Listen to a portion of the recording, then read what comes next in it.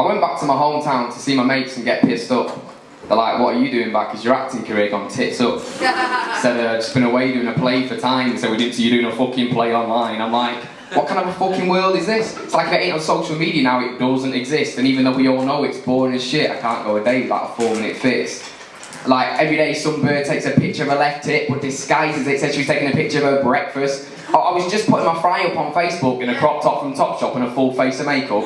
Wake up, brush your teeth, and then tweet. It's bleak that we tweet but don't speak. When I eat, I don't feel the need to post the cheese on my toast and beans. I boast about the eves that I've smoked weed. I mean, what was that phase of posting Starbucks mugs? They put your name on the cup, who gives a fuck? Like, honestly, the whole thing's going wild. Look at this guy with no legs, or look at this abused child. Like it, share it, caps lock, shout it. Sat behind the screen but doing fuck all about it. Because now it's easy to chat, easy to date, easy to type about people you hate. Like it's an achievement now to follow people who are well done. Like Amy Childs retweeted what I tweeted. Well done.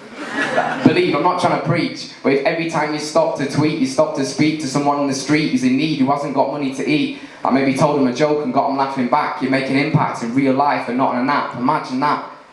I'll tell you a quick story about a girl I used to like. Back in high school, thought she was the love of my life. I never tell her at the time because it dent my pride, but wherever she went, I went by her side.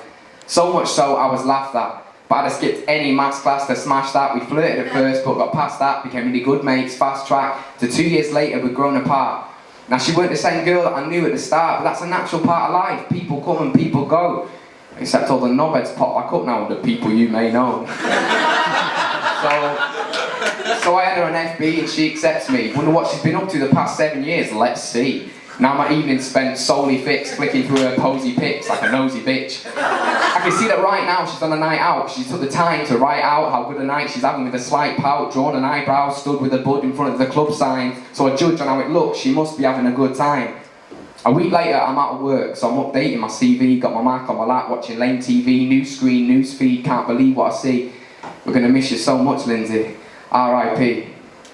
I get a call from my mate Mark because he's heard that she's died. It's up at Edinburgh Woods, mate. She's took her own life. And if you looked in a profile, you'd never work out why, but that's why they call it a profile, because you only see a person's one side.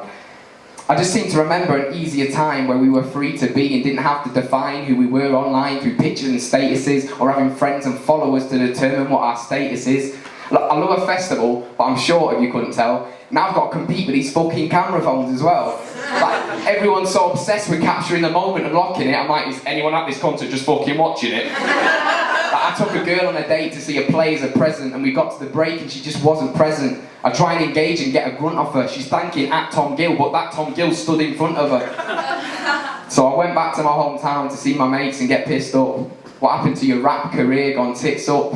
And I remember when they'd all stay round ours back in school when we used to spit those playground bars like, yo, I took her to the cinema to see Saw. It was around about 9. My hands slide down her thigh till I'm touching the zip line. Being careful not to climb in frame. We did rude things. It's amazing how she puts up with my mood swings. Oh! Now their heads are down looking at whatever the thumb finds, and I'm getting frustrated with them, so I put it in some dumb rhymes. But sometimes I do wish we could get back to them. Remove the screens from the fruit machines and interact again. Thank you.